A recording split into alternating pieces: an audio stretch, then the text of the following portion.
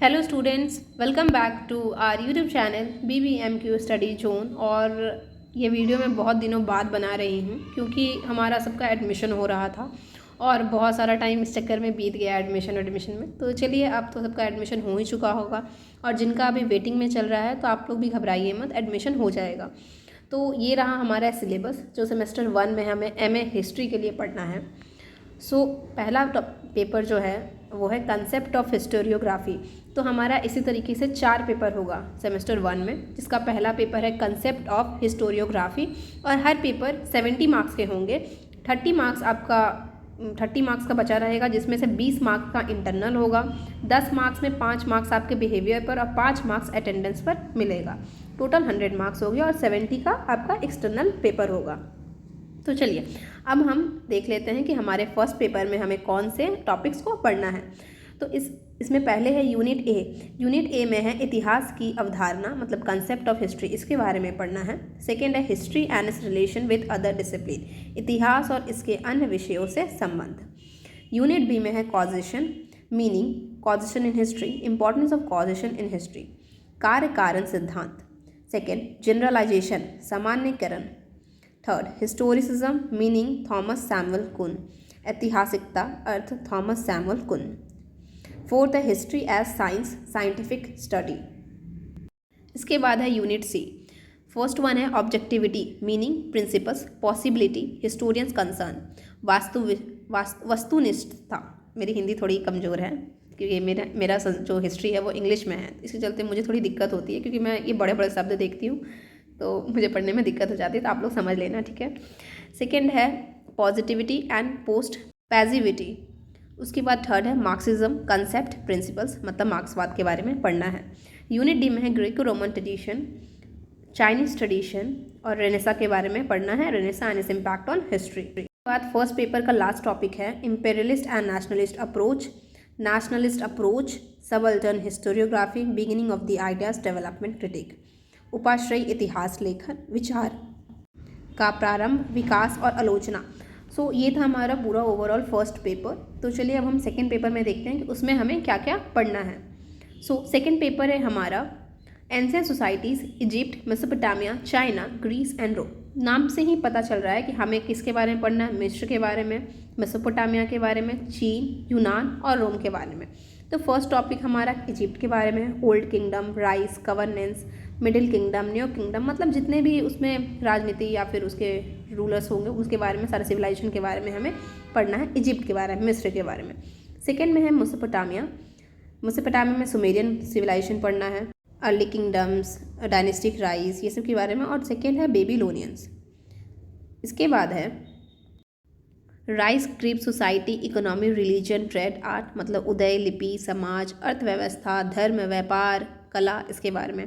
Third है Hammurabi, rule, achievement, Hammurabi code of conduct, इसके बारे में हमें पढ़ना है। देन यूनिट सी में है सुमेरियन के बारे में, मतलब सुमेरिया के बारे में पढ़ना है, द कैसाइट्स, फिर Assyrians, then contribution of Egypt and Sumerians, इसके बारे में पूरा हमें पढ़ना है।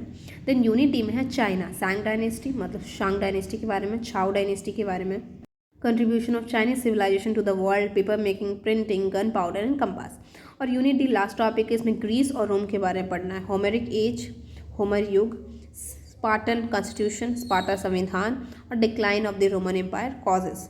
तो ये था हमारा पूरा second paper. Then comes our third paper जो कि मेडिवल यूरोपियन सोसाइटी, मध्यकालीन यूरोपियन समाज के बारे में पढ़ना है। इसमें यूनिट ए में है सोशल कंडीशन, फ्यूडल सिस्टम के बारे में, मतलब सामाजिक स्थिति के बारे में पूरा पढ़ना है। देन सेकेंड है एग्रीगेट स्ट्रक्चर, जिसमें कृषि के बारे में पढ़ना है। थर्ड है ट्रेड एंड कॉमर्स, जिसमें हमें व्यापार और वाणिज्य के बारे में पढ़ना है। इसके बाद आता है हमारा यूनिट बी। यूनिट बी में हमें पहला है चार्ल मैग्ने, सारलमा के बारे में पढ़ना है, कोरोनेशन, राइज ऑफ। इसके बाद है सेकेंड सारमाग्ने एडमिनिस्ट्रेशन, मतलब सारलमा का प्रशासन। थर्ड है सारलमा की नीति। फिर सी में पढ़ना है इन्वेस्टिचर कॉन्टेस्ट, अलंकरण प्रतियोगिता, रिजल्ट ऑफ द इन्वेस्टिटर कॉन्टेस्ट। और थर्ड है क्रूसेड्स, धर्म युद्ध। यूनिट डी में फ्यूडलिज्म के बारे में पढ़ना है, ओरिजिन, नेचर, फीचर्स कैसे थे इसके। फ्यूडलिज्म मतलब सामंतवाद के बारे में। सेकेंड रेनेसा के बारे में, पुनर्जागरण। और थर्ड है रिफॉर्मेशन, धर्म सुधार के बारे में। यूनिट ए लास्ट टॉपिक है इस पेपर का, जिसमें मेडिवल यूनिवर्सिटीज़, एंटीसीडेंट्स, स्टैब्लिशमेंट और कैरेक्टरिस्टिक्स के बारे में पढ़ना है, मध्यकालीन विश्वविद्यालय। सेकेंड है मेडिवल टाउन्स, ओरिजिन, कॉजेज़ और डेवलपमेंट के बारे में। और तीसरा है ज्योग्राफिकल डिस्कवरीज, कॉजेज़ और ग्लोबल इम्पैक्ट के बारे में इस पेपर में हमें पूरा पढ़ना है। तो आई होप कि पेपर 3 भी क्लियर हो चुका होगा। ये 70 मार्क्स का होगा आपका एक्सटर्नल, 20 मार्क्स का इंटरनल और 10 मार्क्स आपके बिहेवियर, मतलब आपके प्रोफेसर्स के ऊपर है कि आपके बिहेवियर पर 5 मार्क्स और 5 मार्क्स और अटेंडेंस, तो वो किस तरह से देंगे। तो आपको बस 70 मार्क्स के लिए आपको एक्सटर्नल की तैयारी करनी है। तो अब हमारा लास्ट पेपर, फोर्थ पेपर जो फर्स्ट सेमेस्टर में हमें करना है, वो है मॉडर्न वर्ल्ड, आधुनिक विश्व। इसमें पहला यूनिट है concept of world peace and UNO, मतलब यूनाइटेड नेशन ऑर्गेनाइजेशन के बारे में आपको पढ़ना है, विश्व शांति की अवधारणा और यूएनओ। सेकेंड है cold war, meaning, causes and impact, शीत युद्ध।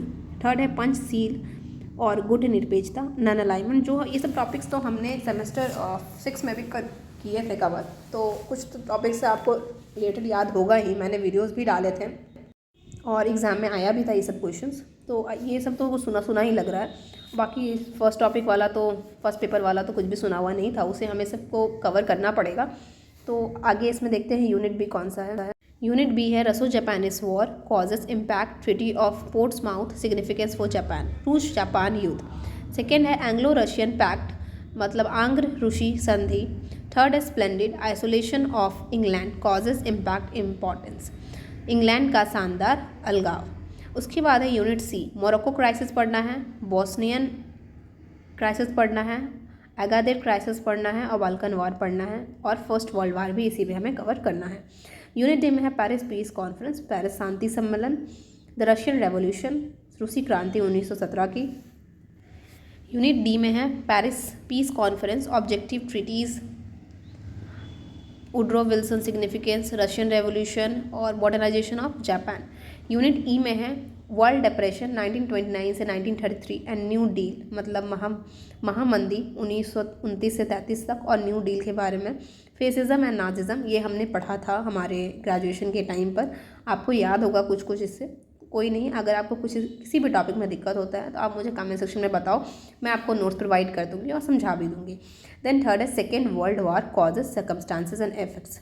तो ये था हमारा पूरा चारों पेपर जो हमें फर्स्ट सेमेस्टर में ही कवर करना है। और गाइज अभी आप हमारे पास ज़्यादा टाइम बचा नहीं है, बिकॉज क्या है दिक्कत हमारे पास कि एक तो लेट से चालू हुआ और दूसरा कि एग्ज़ाम 3 महीने में हो ही जाएंगे और ये टॉपिक्स कम नहीं हैं, एकदम भी सोचना कि कम, ये सब टॉपिक कम है, एकदम भी कम नहीं है, बिकॉज हमें ये सिर्फ सारे को कवर करना है और टाइम भी लिमिटेड है। तो अभी से पढ़ाई में लग जाओ। अगर कोई भी दिक्कत आती है तो जस्ट कमेंट मी और मैं उसका सोल्यूशन ज़रूर निकालूंगी। और जो भी अभी वेटिंग में है तो आप लोग चिंता मत करो, आप लोग को कन्फर्मेशन आ जाएगा, क्योंकि अगर ये लोग क्लासेस करने दे रहे हैं तो ऑफकोर्स ये लोग एडमिशन लेंगे ही।